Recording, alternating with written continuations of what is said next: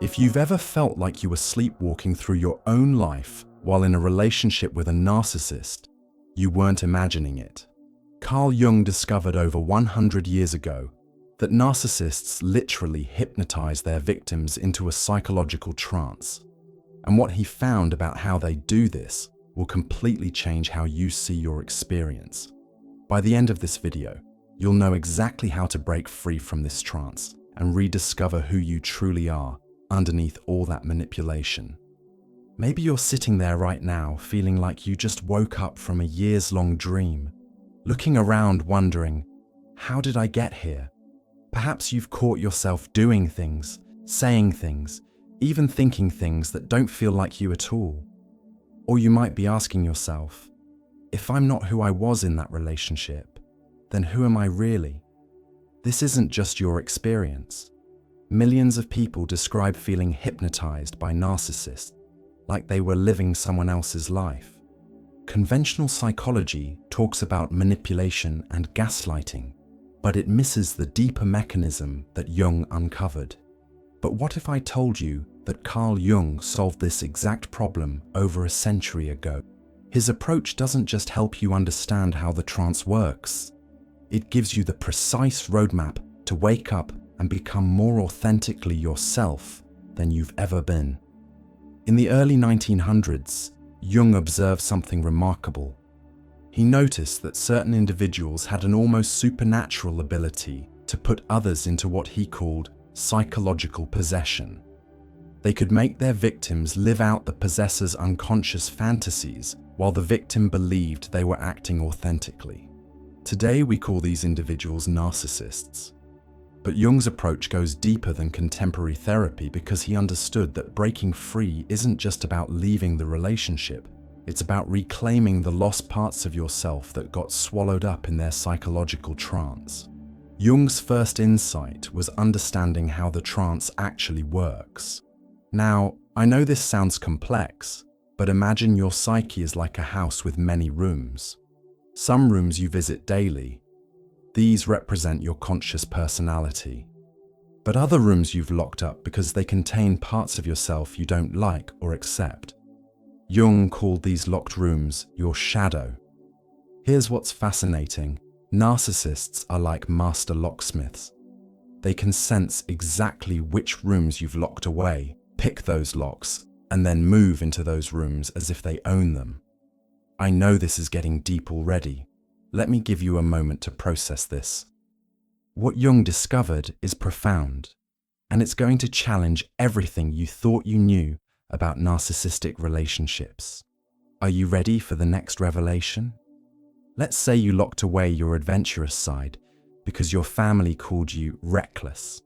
The narcissist shows up as the most adventurous person you've ever met. They're not really adventurous, they're performing your disowned adventure back to you. You fall in love with your own lost self, but you think you're falling in love with them. This is why the connection feels so electric, so destined. You're literally seeing your missing pieces reflected back to you. But here's the trap. Instead of reclaiming those pieces, you become psychologically dependent on them to experience those parts of yourself. Modern psychology calls this idealization or love bombing, but Jung understood it as shadow projection. The narcissist becomes the container for everything you've rejected about yourself, and you go into a trance believing you need them to be whole. Jung's second insight was about what he called individuation, the process of becoming who you truly are. But first, you have to wake up from the trance, and this is where it gets difficult. Okay, I need you to stay with me here, because what I'm about to share might be difficult to accept, but it's the key to your freedom. Think of awakening like being in a movie theater. You've been so absorbed in the movie that you forgot you were watching a screen. The narcissistic relationship is like that movie, a compelling fantasy that feels completely real while you're in it. Awakening happens when you suddenly remember, wait, I'm in a theater. This isn't my life. This is a projection. That moment of recognition is often devastating because you realize how much of your actual life you've missed while watching their movie. Jung observed that this awakening usually comes in waves. First, you notice small inconsistencies, moments when their mask slips. Then you start seeing patterns you'd been blind to. Finally, there's often one moment of clarity where the entire illusion collapses. This is why people say they felt like they woke up from narcissistic relationships. It's not metaphorical. It's a literal shift from unconscious participation to conscious observation. But here's what Jung understood that most people miss. Waking up is just the beginning. The real work is what comes next. Jung's third insight was perhaps his most profound. Before you can be reborn as yourself, the false self that existed in the trance has to die. This isn't pleasant, but it's necessary. This next part explains the most crucial aspect of recovery from narcissistic abuse. Take a deep breath, because understanding this will change everything. Imagine you've been wearing a costume for so long that you forgot it wasn't your real skin. The narcissistic relationship required you to become someone else to survive it. You developed what Jung called a false persona, a version of yourself designed to please them and avoid their rage. Maybe you became hypervigilant and anxiety-ridden. Maybe you became people-pleasing and self-sacrificing.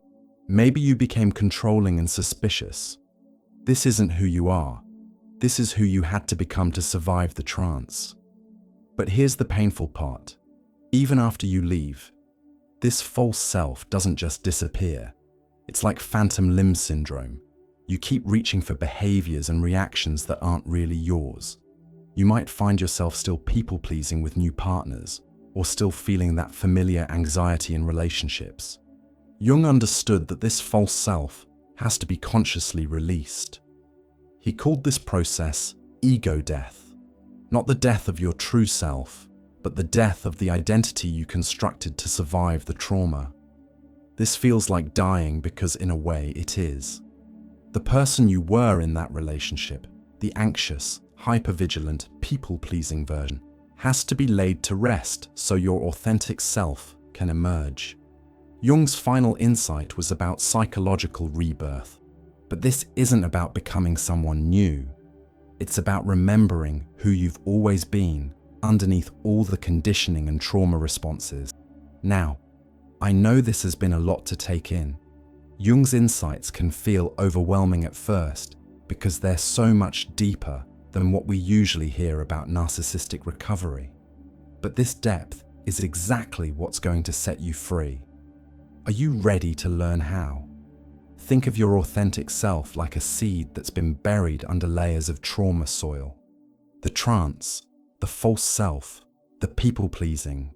These are all layers of protective soil that helped you survive, but they also blocked your growth. Rebirth happens when you start clearing away these layers and allowing your true nature to grow again. But here's what's beautiful about this process. Your authentic self isn't damaged. It was just buried. All those qualities you admired in the narcissist, they were reflections of your own disowned gifts. Jung believed that we attract what we need to become whole. The narcissistic relationship, as painful as it was, showed you exactly which parts of yourself you need to reclaim. Their confidence showed you your buried self-worth. Their charisma showed you your hidden magnetism. Their creativity showed you your unexpressed talents. The difference is, now you can own these qualities directly instead of needing someone else to perform them for you. You're not dependent on external validation because you're generating your own internal approval. This is what Jung meant by individuation, becoming undivided within yourself. You're no longer split between the parts you accept and the parts you reject. You're integrating all of yourself into one authentic whole. Let me give you specific, actionable steps based on Jung's insights. Step 1. Identify what you projected onto them. If you admire their confidence, your micro-action today is to make one decision without seeking anyone else's approval. Choose what to have for lunch, what to wear, or what to watch tonight. And notice your discomfort with choosing for yourself. Open your closet right now and pick an outfit that you like, not what others would approve of. Wear it tomorrow and practice saying, "I like how this looks," when someone compliments you instead of deflecting. Step 2. Notice when you're operating from trauma responses. When you feel that familiar anxiety or people-pleasing urge, pause and ask, "Is this really me, or is this who I had to become to survive?" Next time someone asks you what you want to do, resist the urge to say, "I don't care, whatever you want." Take 10 seconds of silence, check in with yourself, and express a genuine preference, even if it's small. Step 3. Start with tiny preferences and build up. Jung believed our authentic self speaks through our genuine desires, not our shoulds. For the next week, when you're scrolling through Netflix, choose something you actually want to watch, not what you think makes you look smart or what others would approve of. Notice any guilt that comes up. That's your false self trying to maintain control. Step 4. Create a daily ritual where you consciously choose to be yourself. This could be journaling, meditation, or simply asking, "What does my authentic self want right now?" Set a phone alarm for 2 p.m. every day. When it goes off, pause and ask yourself, "Am I being authentic right now, or am I performing?" If you're performing, make one small adjustment toward authenticity. Start today by reclaiming one small projected quality. This week, practice catching yourself in false self-behaviors. Over the next month, build a consistent practice of checking in with your authentic desires. So what did Carl Jung teach us about waking up from the narcissistic trance? 3 life-changing insights. First, narcissists hypnotize us by reflecting our disowned shadow qualities, making us fall in love with our own lost selves. Second, awakening requires the conscious death of the false persona we created to survive the relationship. And most importantly, rebirth isn't about becoming someone new.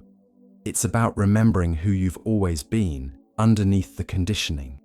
This is why Jung's approach succeeds where conventional therapy often falls short.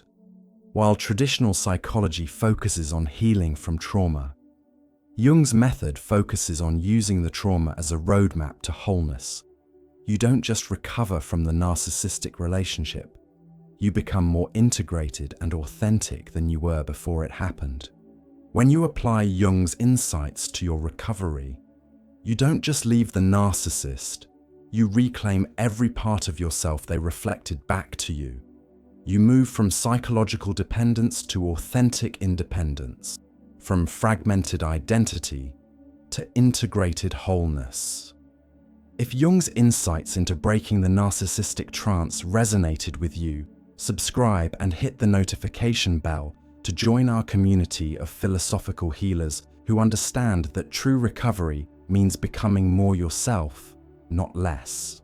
Tell me in the comments, which of Jung's insights hit you the hardest? The shadow projection mechanism, the false self-recognition, or the authentic rebirth process? And what aspect of psychological integration would you like me to explore next? Remember, waking up from the trance is just the beginning. True freedom comes when you integrate all the parts of yourself you thought you'd lost. You're not broken, you're becoming whole.